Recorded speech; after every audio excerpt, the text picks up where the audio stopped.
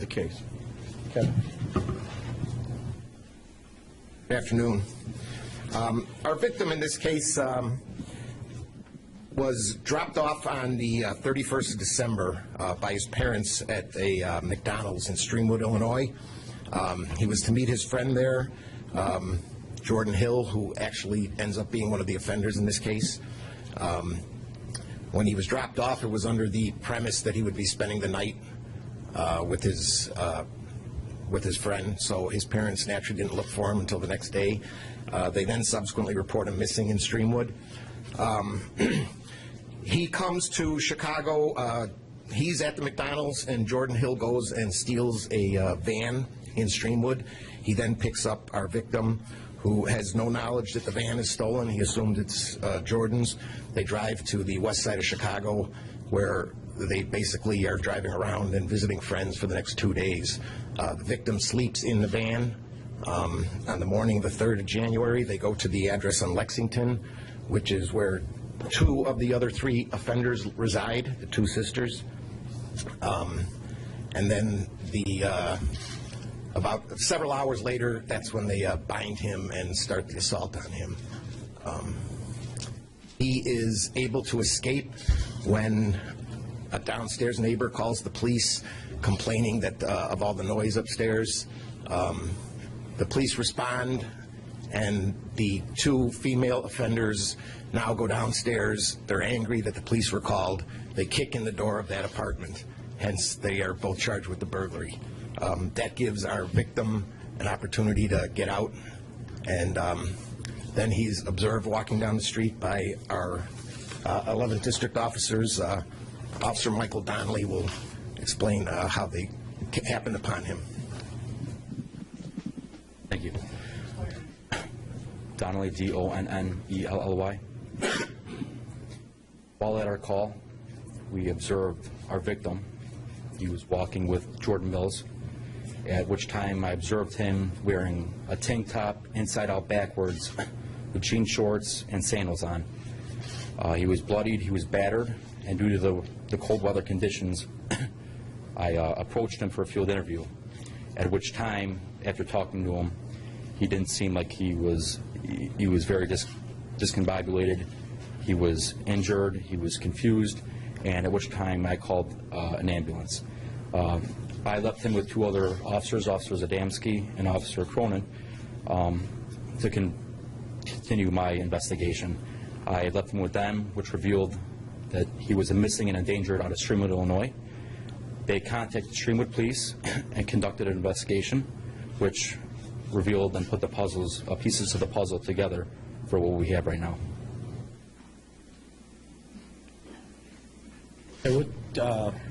We'll take questions now if you have any questions.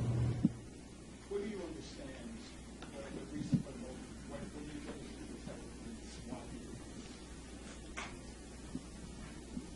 is It appears the fight on prior to him being bound, tied up, and assaulted.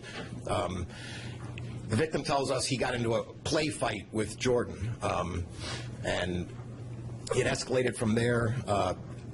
The 2 female offenders then, who are obviously, I mean, you can see on video that they're smoking cigars, which we presume to be blunts. They then get aggravated at him, and that's when they tie him up, and that's the racial slurs and the the deference to his mental capacity starts coming out.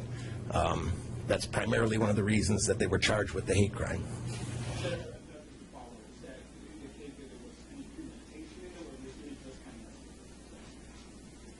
I believe it escalated.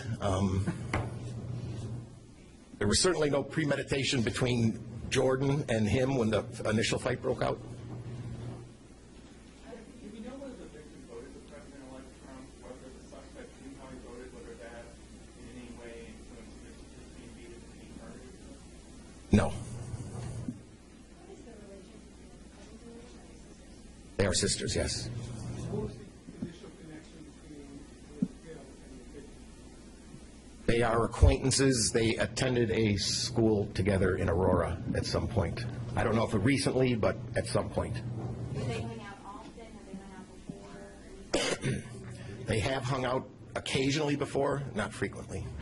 When was the last time he was getting contact with him before today? I can't answer. I'm not sure. And there seems to be a little confusion. The victim's family is saying that when the police came, he was able to escape, and that's when they found him. So there seems to be a little confusion with what happened before he was seen walking on the street. Can you explain that a little bit for us? The police are called. The two female offenders know that because apparently the downstairs neighbor came up and said, if you don't knock off the noise, I'm going to call the police. So they go downstairs, they're mad at her, they start kicking her door in, and that's when the police arrive. I believe your call was a damage to property? Criminal damage to property was the assignment. That's when he has his opportunity to get out.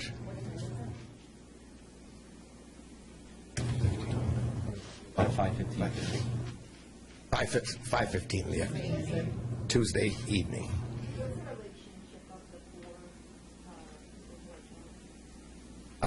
Well, the two girls are sisters, and they're just acquaintances of the other two. No.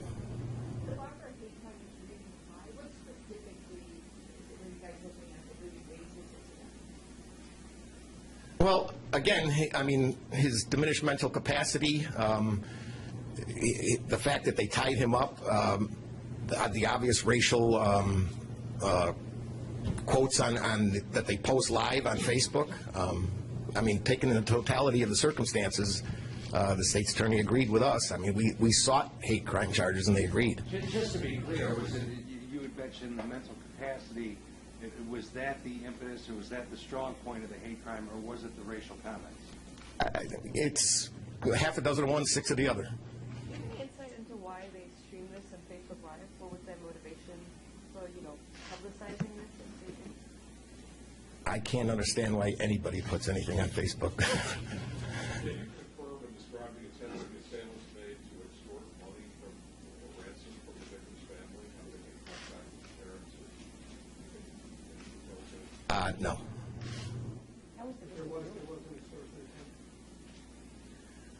I'm not exactly positive on that. The two detectives that have worked this case solid since Tuesday night, literally, they passed out this morning. They were so tired. And I didn't want to wake them up to ask them that question before I walked in here. There was some reports that there had been an extortion.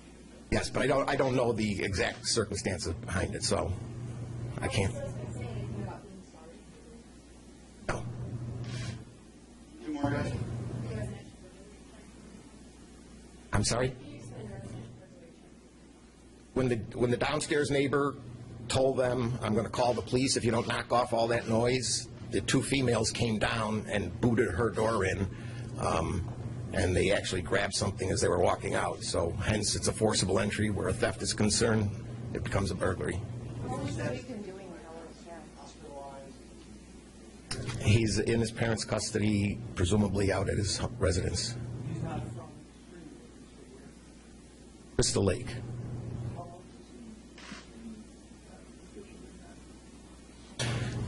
It appears that he was in that physical position, tied up in the corner, for about 4 or 5 hours.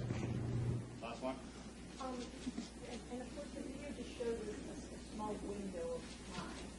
Anything else that was happening to him?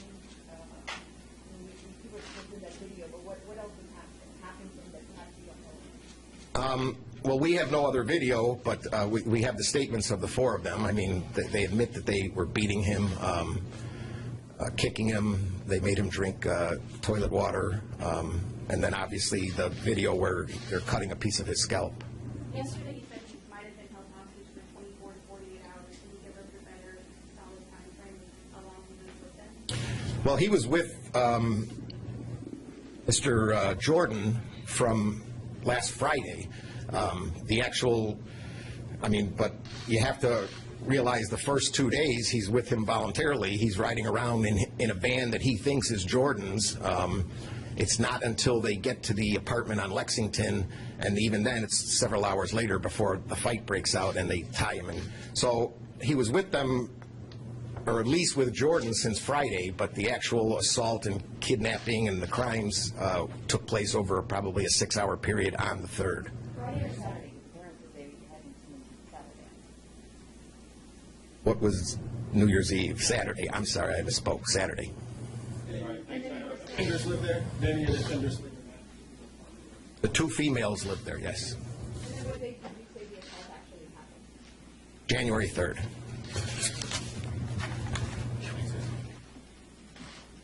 So tomorrow, bond course at 1 o'clock, mug shots are online.